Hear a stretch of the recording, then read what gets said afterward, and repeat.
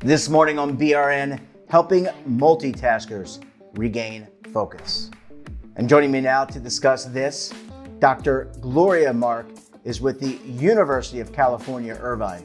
She's also the author of Attention Span, a groundbreaking way to restore balance, happiness, and productivity. Dr. Mark, thanks so much for joining us this morning. Thanks for having me. Yeah, and we're going to talk about multitasking. I confess to you, and I'm confessing to the audience, confessed to you in the green room, virtual green room, I'm a multitasker. And I guess my first question is, this seems to be the norm these days, whether you're a younger person or a mature person, a lot of us are multitasking. Yeah, that's right. I mean, I've researched this for many years, and it does seem to be that most people have a hard time paying attention on one thing for an extended period.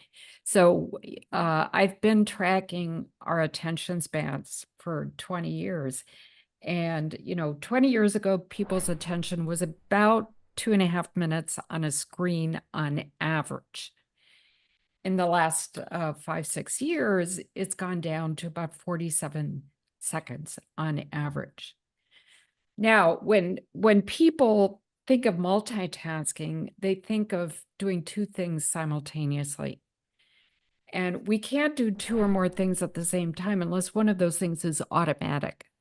Like you can walk and text because walking is automatic. But as soon as you're cut off by a car or bicyclists, all of a sudden you can't do two things at the same time anymore. You have to pay attention. So this idea of switching our attention every 47 seconds, that's what's really going on. We're not really doing two or more things at once when we multitask. What we're really doing is we're switching our attention rapidly among different things. And let me ask this. I mean, it would seem to me, being a multitasker or switching tasks every 47 seconds, that by doing that, I'm not being as productive. So say I'm doing work, if I switch between tasks every 47 seconds, I can't be as productive. I wonder if that is what you find in your research. That is what we find, yes. So remember, it's 47 seconds on average. That means sometimes you spend more time, sometimes you spend less time. The midpoint of our data is 40 seconds, which is almost 47. And what that means is half of all of our observations are 40 seconds or less.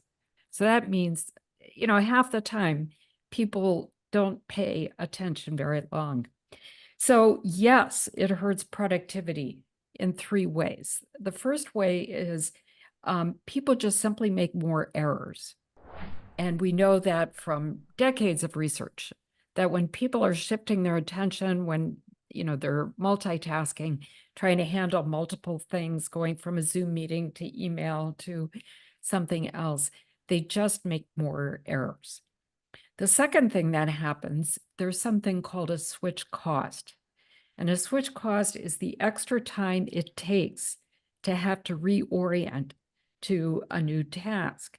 So, it's like, imagine you have a mental whiteboard and all the information we need for a task is written on this mind's whiteboard. You switch tasks to do something else, that we're mentally erasing that and we're rewriting the information for this next task. And imagine you're switching very fast from one task to something else.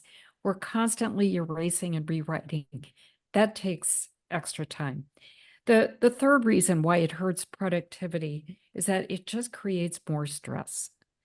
And we also know this from a lot of research, that when you're switching your attention rapidly, we think that we're progressing on different tasks, but we're getting ourselves stressed. So how do we regain that focus? And we're in a world now, when I grew up, there were fax machines, there were books, there were TVs, maybe a few video games. We had the Atari and the NES, the Nintendo, but we didn't have so much. How do in today's environment, or we're doing this and scrolling on our phones, or we're doing Zoom, or we're asked to do a lot of things as employees, whether we're working for a private sector firm, government, or not-for-profit. How do we regain our focus? Yeah, there are things that we can do. So one of them is it's so important to take breaks, right? There is this myth that we should try to remain focused as long as possible. It's a myth because our minds have limited attentional resources. And so it's so important to be able to step back, take a break, let our minds replenish, because then we can uh, focus a lot better. The other thing is that we can learn to probe ourselves and to be able to understand the reasons why we get distracted. It turns out people are about as likely to self-interrupt as they are to be interrupted from something external to them, like a notification or a phone call. But we interrupt ourselves to check news or social media or email. And so we can probe ourselves. And this is a practice that anyone can develop. And you ask yourself, do I really need to read the news right now? Why do I need to read the news right now? And this process of reflection helps us understand our own attention behaviors. For me, I self-interrupt usually because I'm bored or because I'm procrastinating. And when you can make these kinds of automatic behaviors, because they are automatic, when you can make them more in your conscious awareness, then we can be more intentional in our behaviors. When we're intentional, we can plan, can make a plan. And I can say, I'm going to work 30 more minutes, and then I will take a break. Another thing we can do is practice forethought. And forethought is imagining your future self. And so before you jump onto social media or jump into news, and if you know that you're going to go down a rabbit hole, and I know that I can go down a rabbit hole if I'm going on news, I imagine my future self at the end of the day. And where do I want to be and how do I want to feel? And I visualize myself relaxing on the couch. I'm reading, or I'm, being with family, friends. How do I feel? I feel rewarded because I finished my work. And that's so important to imagine the feeling. And practicing forethought is enough to help, stop you in your tracks and keep you on task. So these are just a few of the things that people can do. And of course, attention is goal directed. We pay attention to what our goals are. So it's so important to keep a memory of what your goals are. If you have to write it down, put it in your field of view.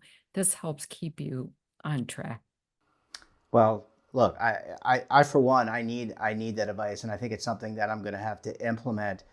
Professor Mark, we're going to have to leave it there. Really important research for anybody, young or mature. Great to have you on the program. Thanks so much for joining us, and we look forward to having you back on the program again very soon. Thanks for having me. And don't forget to subscribe to our daily newsletter, The Morning Pulse, for all the news in one place. Details at our website. Until tomorrow, I'm Jeff Snyder. Stay safe, keep on saving, and don't forget, roll with the changes.